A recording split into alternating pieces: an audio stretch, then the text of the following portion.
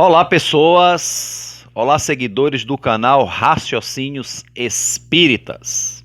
Vamos dar continuidade ao estudo do Opinião Espírita. Essa obra, este livro, que é uma obra mediúnica, psicográfica, feita em parceria por Francisco Cândido Xavier, nosso Chico Xavier, e Valdo Vieira, ambos psicografaram este livro, uma parceria psicográfica, e também os autores espirituais, é uma parceria Emmanuel e André Luiz. Hoje a lição fica por conta de Emmanuel. Chegamos ao capítulo 20, que se intitula Mediunidade a Desenvolver. E sempre digo que cada capítulo do livro Opinião Espírita, ele remetem a uma parte da codificação, para dar realmente uma opinião espírita. Então, é óbvio, pelo título do capítulo, que eles vão se remeter a alguma questão de O Livro dos Médiuns. E é exatamente o Livro dos Médiuns, a questão 200 do Livro dos Médiuns, a questão 200, que faz parte do capítulo 17 de O Livro dos Médiuns, cujo título é da formação dos médiuns, que fala sobre a formação dos médiuns. E o item 200 faz parte do subtítulo Desenvolvimento da Mediunidade, que Allan Kardec vai nos fazer alguns apontamentos muito interessantes sobre o desenvolvimento da mediunidade. Digo logo assim, de entrada, que é indispensável essa leitura para quem quer laborar nas lides mediúnicas, que quer fazer trabalhos mediúnicos. O Livro dos Médiuns é uma leitura indispensável, e esse capítulo, então, indispensabilíssimo, o desenvolvimento da mediunidade. Então, no item 200, Kardec começa dizendo que vai se ocupar mais especialmente dos médiuns escreventes, que nós chamamos de médiuns psicógrafos, que fazem a psicografia. Porque ele fala que é o gênero de mediunidade mais utilizado, ele é o mais utilizado, porque ele é o mais simples, é o mais cômodo, e dá resultados mais satisfatórios e completos. E aí é que está, a doutrina espírita nos chega através da mediunidade de psicografia, sobretudo, Foram vários fenômenos mediúnicos, envolvendo o início, os pilares da doutrina espírita, mas o mais importante é a psicografia, que é que não deixou os textos com as lições, foi o que gerou a codificação, o livro dos espíritos, com a resposta dos espíritos às questões que eram formuladas. Então a psicografia, no intuito do conhecer o espiritismo, do se instruir, em termos de doutrina espírita, é a mais importante. Então ele fala aqui sobre o desenvolvimento da psicografia. Ele diz que qualquer pessoa pode treinar, vamos dizer assim, para desenvolver a psicografia. Pode ser que ela não desenvolva, pode ser que a pessoa não tenha, a essa capacidade mediúnica, mas pode acontecer. Ele fala assim, tem pessoas, inclusive, quando tenta a primeira vez, já sai escrevendo, porque já veio, já reencarnou com a tarefa de ser médium psicógrafo. Outros não, demoram mais tempo, Então ele fala aqui que quem quiser realmente tentar exercitar a psicografia, que tem que se recolher,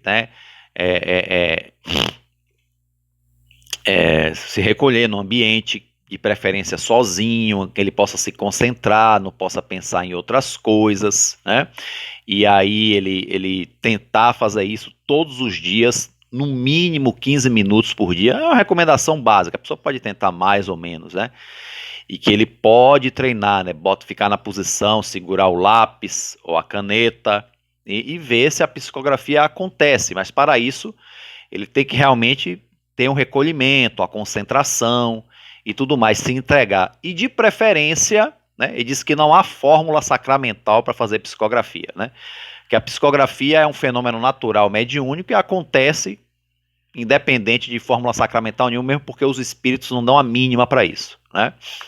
Mas ele de preferência diz que a pessoa pode fazer uma oração, né? Orar, pedir a Deus Todo-Poderoso, aos bons espíritos que o amparem, não só para ajudar no desenvolvimento, como também para afastar os maus espíritos, né, que podem vir a atrapalhar, ou então passar mensagens falsas, mensagens, né? Todos os perigos da interferência da espiritualidade que realmente possa perturbar, né? A espiritualidade inferior que possa perturbar o processo, né? Então ele fala que e de preferência, normalmente, ele se refere às pessoas que querem se comunicar com espíritos familiares, né? Que não fiquem com toda essa sede, que pode não acontecer, porque para acontecer uma comunicação espiritual através de um médium, o fluido, né, do médico, o fluido magnético, tem que combinar com os fluidos perispirituais do espírito comunicante.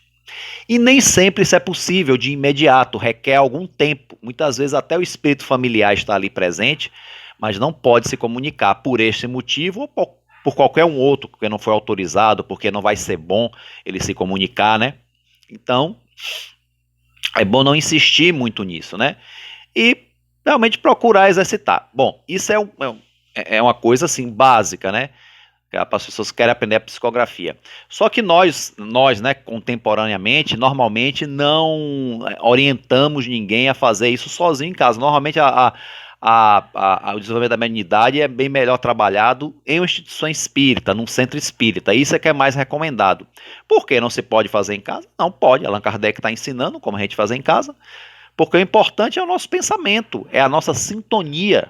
Se a gente está realmente querendo fazer alguma coisa da forma correta, com a devido direcionamento ético-moral, sintonizando com a espiritualidade superior, não há grande perigo não. Ainda que venha um espírito realmente perturbador, a gente não vai se enganar com ele, né? Porque a gente está realmente objetivado, né? Mas assim, ele também mais adiante vai falar, se reunir com um grupo de pessoas afins para realizar o trabalho é melhor ainda. E é isso que se faz nas instituições espíritas, né? E é bom que seja a instituição espírita realmente com pessoas compromissadas, né? Pessoas sérias, né? Uma instituição espírita séria no trabalho mediúnico, né? Compenetrada. E aí o desenvolvimento da mediunidade, não só de psicografia, como os outros tipos, né? A psicofonia também, que é o médio falante, ou qualquer outra que seja, se desenvolve com mais facilidade, se é que a pessoa tem uma mediunidade para desenvolver, porque não necessariamente a pessoa pode desenvolver uma mediunidade ativa, né? E mesmo no centro espírita, né, que a pessoa vai lá porque quer evocar algum espírito familiar, né, alguém que já desencarnou, uma mãe, um pai, uma esposa, um filho, o que quer que seja, para a pessoa também evocar, tudo bem, não tem problema, pode chamar pelo coração, quer se comunicar, mas entender que nem sempre será possível, né? Nem sempre será possível, porque há todas essas questões que eu já falei agora anteriormente, né? Mas que o importante é que nós, seja começando a treinar em casa, como está aqui no item 200, né? Desde que estejamos em silêncio, no momento, no lugar que a gente esteja em paz na nossa casa, realmente, para tentar, né? Ou numa casa espírita, realmente, séria, compromissada, é importante que nós tenhamos compromisso, né? Não queremos desenvolver a mediunidade simplesmente por motivos egoísticos ou banais, mas motivos sérios de trabalhar com os bons espíritos, né? Trabalhar com a mediunidade. Isso é que é o mais importante. E que para desenvolver a mediunidade precisa da nossa iniciativa. Ela nem sempre vai cair assim no nosso colo, como aparentemente foi com o Chico Xavier. Aparentemente, né? Tudo bem, mas o Chico Xavier já desde criança que já vê os espíritos e tal. Mas o desenvolvimento da psicografia dele precisou também. Ele não sai escrevendo à toa, ele precisou também, vamos dizer assim, ajustar-se para fazer um bom trabalho psicográfico e trazer essas maravilhas, né, que hoje a gente lê, que a gente estuda, né, pelos espíritos Emmanuel, André Luiz, Bezerra de Menezes e por aí vai, né? Mesmo o Chico teve que estudar espiritismo, estudar o livro dos médiuns para se ajustar ao bom trabalho mediúnico nas lides espíritas, né? Então, se ele foi assim, imagine todos nós. Então, temos que ter iniciativa para desenvolver e educar, né? Principalmente educar a nossa mediunidade, né? E é isso que André Luiz vem nos falar nesse capítulo, né? Chegando agora ao capítulo do Opinião Espírita, né? Baseado nesse trecho do Livro dos Médiuns, né? Essa questão 200 do desenvolvimento da mediunidade. Então, André Luiz, se baseando nessa parte do Livro dos Médiuns, ele vai nos fazer essa dissertação, né? Essa opinião espírita sobre a mediunidade a desenvolver. Então, André Luiz começa assim, ó. Mediunidade a desenvolver, tema constante nas atividades espíritas. Estamos sempre falando, né? Atividades espíritas, sobretudo a atividade mediúnica, óbvio, né? É sempre um tema constante nas atividades espíritas, né? E aí temos, né, este capítulo que Allan Kardec nos dá todas essas dicas. Ele diz que não é uma receita, né? Ele nos dá um caminho a seguir e cada um se ajusta nesse caminho de acordo com as suas condições, desde que seja focado realmente na mediunidade com responsabilidade, com boa sintonia, tal. Isso aí é que é o essencial, sempre, né? Ele sempre fala que sempre que a gente for fazer uma evocação, qualquer coisa, a gente sempre faça uma oração a Deus, né? Em nome de Deus Todo-Poderoso, os bons espíritos e por aí vai, né? Isso aí não é uma fórmula sacramental, como ele diz, mas é uma forma de a gente conduzir o nosso pensamento melhor para que seja melhor e produtivo o fenômeno mediúnico, né? Em quem for desenvolver a mediunidade, né? Então, realmente, como André Luiz fala aqui, é um tema constante nas atividades espíritas, até mesmo para quem já é médium há muito tempo, que já estou há anos trabalhando como mediúnica e tal, mas sempre as questões de desenvolvimento, educação mediúnica está em pauta, e tem que ser assim mesmo, né? Porque é um assunto sério que requer um estudo aí eterno, vamos botar assim, né? Então, André Luiz não, gente, desculpe, é Emmanuel, esse capítulo é Emmanuel, é André Luiz não, ó, me enganei. Bom, importante, né, o nome do autor é o conteúdo, né? Então, Emmanuel diz, mediunidade a desenvolver, tema constante nas atividades espíritas. Pronto, constante. Para explicar, no entanto, no que vem a ser isso, enfileiremos o mínimo de palavras, recorrendo aos esclarecimentos vivos do trabalho e do estudo, né? Então ele vai fazer aqui tipo a comparação, fazer um paralelo, né? Para que a gente consiga compreender melhor a necessidade da nossa atitude no que se refere à mediunidade a desenvolver, né? Então ele começa aqui. Alguém chega à oficina pedindo emprego. Você chega numa oficina, dá um exemplo, uma oficina, pedindo emprego, está precisando de emprego. Beleza. Precisa garantir a subsistência, né? Precisa do salário, pagar as contas, que chega todo mês, né, gente? Os boletos. Eita. Aliás, fazendo aqui um parênteses, sejamos como os boletos, porque boletos sempre vencem. Ai, que piada ordinária, né, gente? Mas é verdadeira. Então, precisa garantir a subsistência.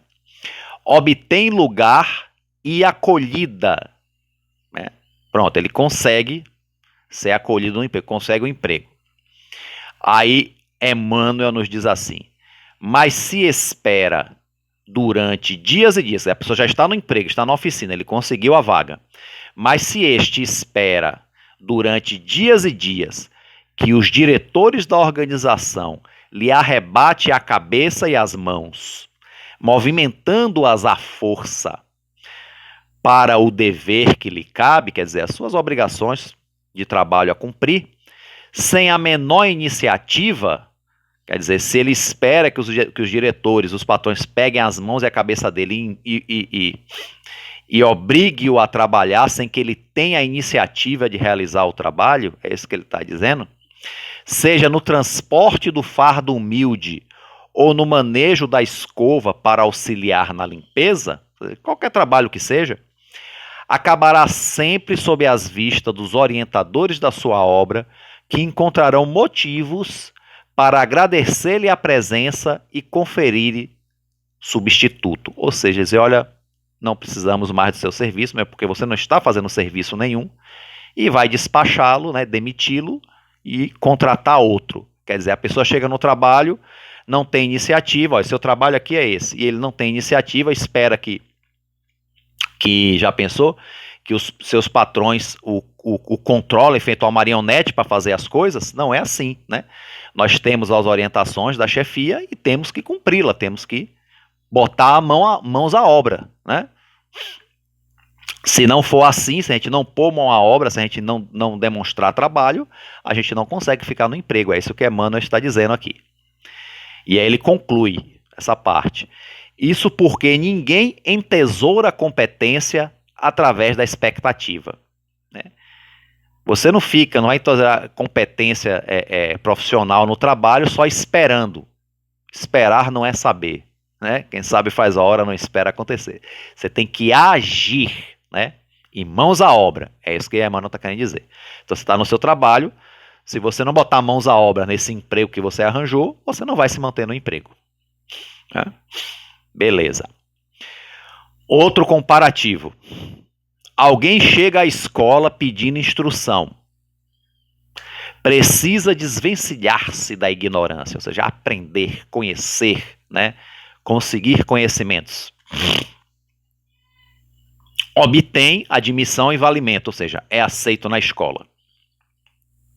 Mas se espera durante meses e meses que os professores lhe arrebatem a cabeça e as mãos, movimentando-as à força para o dever que lhe cabe, sem a menor iniciativa, seja na pontualidade às lições, ou na consulta espontânea a esse ou aquele volume, a fim de se esclarecer, em matéria determinada, acabará sempre sob as vistas dos examinadores de ensino, que lhe situarão as necessidades na estaca da repetência, ou seja, será reprovado. O que é que está dizendo aqui? Se você se matricula na escola e espera que os seus professores, né, lhe arrebatem para você fazer à força as suas tarefas, né, se você não tem a iniciativa de estudar, de pesquisar,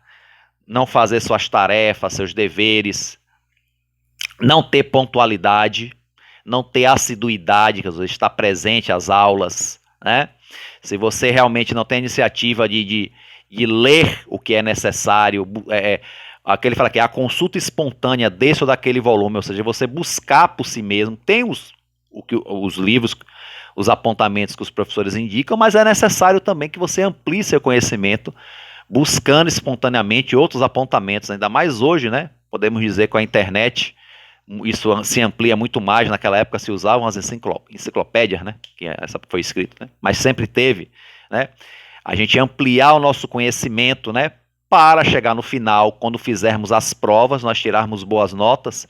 Se a gente não fizer assim, a gente não vai conseguir, né, lograr o conhecimento e não vamos tirar boas notas e seremos reprovados. Então a Emmanuel conclui aqui, ó. Isso porque ninguém tesoura a cultura por osmose. Quer dizer, você não vai ficar ali parado e a coisa vai chegar na sua cabeça, sem você se esforçar, sem você estudar, sem você pesquisar. Não é igual um filme de ficção que eu vi, né, que tinha uma máquina que o cara sentava e botava uma máquina aqui e toda a cultura entrava pelo cérebro, a pessoa ficava inteligente, aprendia matemática, aprendia história, tudo. Pô, se fosse assim seria ótimo, né? Muito fácil, mas não é não. Não é assim, né? A gente sabe que não, né? Então, a gente tem que se esforçar, estudar, pesquisar para aprender, né? Que a cultura não vai chegar por osmose. Ok? Pronto. E aí ele diz, desenvolvimento mediúnico é igualmente assim, né? Tanto pelo exemplo que ele falou do trabalho, do emprego, na oficina, quanto na matrícula da escola. O desenvolvimento mediúnico é igualmente assim. Partindo da sinceridade do médium, todo aperfeiçoamento das forças espirituais deve apoiar-se no estudo que ilumina o campo da vida e no trabalho que se converte em lavoura do bem. Então, gente, desenvolver mediunidade é estudo, sim, sobretudo da codificação e mais específico ainda do Livro dos Médiuns, né? E trabalho, tentativa e erro. Pode ser, a nossa mediunidade pode não se desenvolver tão rápido quanto a dos outros, mas através do trabalho constante, da persistência, ela se desenvolve. Se não desenvolver a mediunidade que a gente quer, a gente parte para outro trabalho, mas continuamos persistindo no nosso objetivo de fazer um bom trabalho. Pode não ser, você pode desenvolver a psicografia, mas pode desenvolver outra mediunidade, você pode desenvolver a mediunidade ostensiva, mas pode trabalhar na vibração, na doutrinação, tantas outras coisas, né, que você pode estar lhe dando apoio, né? Pode ser até um instrutor. Você estuda, depois pode ser um instrutor dos outros que estão chegando também. Pode ser. Então é o estudo e o trabalho, né? E quem desenvolver a mediunidade, né, a mediunidade bem desenvolvida, bem educada, é através do esforço próprio. Não pode, não consegue nas primeiras, desisto, larga para lá. Não, não é bem assim, né? Não é bem assim. Se o próprio Chico Xavier teve que estudar e se aprimorar para fazer o trabalho mediúnico dele, sobretudo na psicografia, por que não nós outros, né? Raciocínio e sentimento em ação, caridade e conhecimento.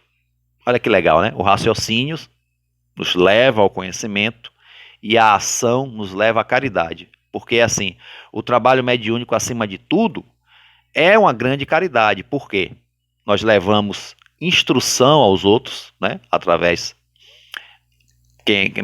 médios psicógrafos que produzem livros, bons livros espíritas, ou então mensagens que se escreve e traz, né, consolo do plano espiritual sobre os seres que já partiram e tudo mais, ou então a mediunidade usada nos trabalhos de desobsessão para socorrer os espíritos sofredores, que como consequência disso socorre os encarnados, né, que é tirado esses espíritos sofredores do campo vibratório, né, dos encarnados em processos obsessivos, né?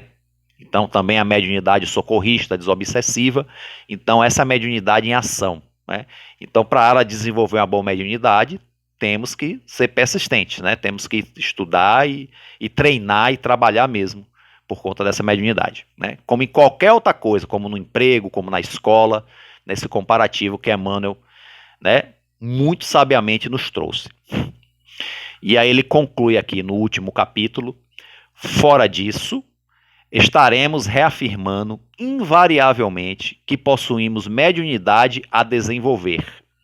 E falando certo, ao indicar semelhante realização para o futuro indeterminado, porque a eficiência mediúnica é comparável à competência e à cultura que ninguém alcançará sem adquirir. Né? Ou seja, o desenvolvimento mediúnico é algo que tem que ser trabalhado e alcançado, né? Comparado à competência que a gente alcança no trabalho, com o esforço, né? Comparado à cultura que a gente adquire com o estudo, né? Com o estudo, com o esforço, com o estudo perseverante. A mediunidade também é uma realização, uma competência que a gente alcança com esforço. A mediunidade boa, a boa ferramenta mediúnica, seja qual for a mediunidade, né? No texto que Emmanuel se refere aqui de Kardec, ele fala especificamente mais da psicografia, por ser a mediunidade mais disseminada, principalmente à sua época. Mas todos os outros fenômenos mediúnicos que forem úteis, sempre vai ser bom desenvolver, né? Tem os médios curadores, por exemplo, né? A mediunidade de cura. Então a pessoa que tem o dom da mediunidade de cura é um médium que precisa muito aprender sobre si mesmo, se reequilibrar para que seus fluidos sejam o mínimo possível, vamos dizer assim, entre aspas, poluídos, né? Porque a pessoa ser médium não é perfeita, é um ser humano normal. Mas quando a pessoa procura, né, esse médium procura um reequilíbrio, procura se educar mediunicamente pelo estudo, né, pelo trabalho no bem, ele acaba se equilibrando e esses fluidos, né, curadores, se não 100% puros, né, que é quase impossível, mas vão o menos poluídos possível para a espiritualidade poder manipular e utilizar em processos de curas, né, curas espirituais, né, para alívio de sofrimento, vamos dizer assim, alívio, né, porque cada um de nós temos os nossos resgates, né, no campo da espiritualidade. Mas esses socorros espirituais aliviam o sofrimento, que já é muito bom, né? Se não provocar a cura definitiva, que é em casos mais raros, mas pelo menos aliviam. Então, a mediunidade de cura também é muito importante, que haja, né, esse bom desenvolvimento.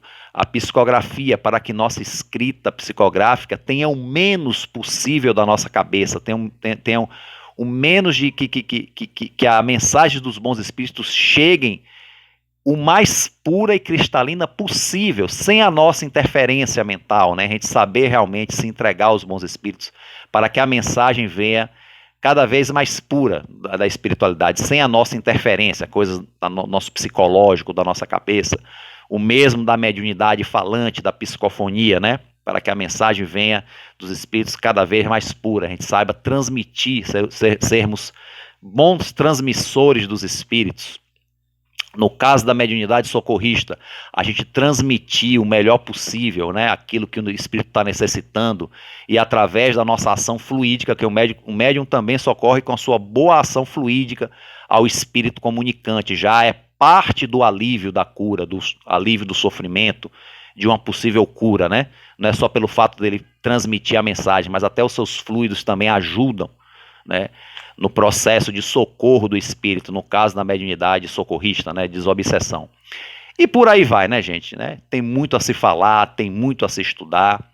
Peço aos senhores e às senhoras que peguem aí o capítulo 17 do Livro dos Médiuns, dê uma boa lida, pega a Opinião Espírita também, dá uma boa lida, né? Quem não tem a obra física, eu sempre digo, tem na internet em PDF, dá uma boa lida e tenham vocês também a própria opinião espírita, né?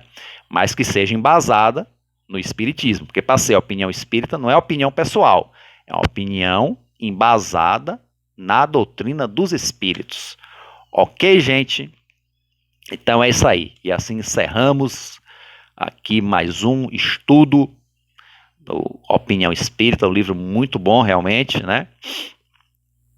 Uma das riquezas da literatura mediúnica, né, do espiritismo. Teremos uma jornada muito longa com a Opinião Espírita, né? São 60 capítulos, chegamos ao 20, né? Então teremos ainda uma jornada bem longa, com muito aprendizado com esses vídeos, né? Se Deus quiser. Então quem gostou aí, dá uma curtida, se inscreve no canal Raciocínios Espíritas, quem ainda não se inscreveu, né? Compartilhe os vídeos que vocês gostarem, não digo só esse, mas os outros também, compartilhem. E quem tiver aí, né, Instagram, Facebook e Twitter, né, pode seguir lá o perfil do Raciocínios Espíritas, só procurar ali na busca, né, que vocês acham, ok? Então a todos eu desejo aí um forte abraço, né? Muita perseverança aí, quem realmente quiser entrar na seara mediúnica, na seara espírita do trabalho mediúnico, não é fácil, né? Não é fácil, mas também não é tão difícil quanto parece, né? Porque às vezes tem gente que bota também uma coisa assim, trabalho mediúnico, não, como se fosse uma coisa difícil, inalcançável. Infelizmente, alguns confrades espíritas têm um pouco essa postura. Não é assim tão difícil como parece, gente. É que precisa de dedicação. Precisa de dedicação, precisa de compromisso, precisa né, de um respeito aos princípios do trabalho. Todo trabalho precisa de tudo isso, né? Todo e qualquer trabalho. Mas vamos dizer que o trabalho mediúnico precisa um pouquinho mais, né, de dedicação, um pouco mais de atenção, de respeito, né, para que ele se realize bem. Mas não é essa coisa inalcançável, não, né? Não é isso não. É uma coisa que é para todos, mas para todos aqueles que realmente querem se compromissar, querem realmente aprender de verdade, querem fazer um bom trabalho. E um bom trabalho se faz, né? Cada um faz na medida das suas forças, né? Tem uns que podem fazer um tanto, outros podem fazer outro tanto, uns mais, outros menos. Não entra aí a questão de quantidade, mas entra a questão do que se fizer, ainda que seja aparentemente pouco, se faça com qualidade, entendeu?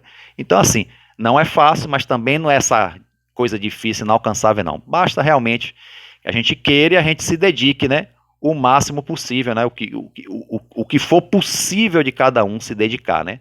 Eu sei que tem uns que podem se dedicar mais, outros podem se dedicar não tão mais, mas como eu falei, o mais importante é que se dedique o melhor possível, né, que a qualidade seja, inclusive, melhor que a quantidade. Se houver quantidade e qualidade, ótimo, né? Melhor ainda. Mas, havendo qualidade, é mais importante até do que a quantidade. Ok, gente? Então, a todos aí um forte abraço, até o próximo vídeo e fiquem com Deus.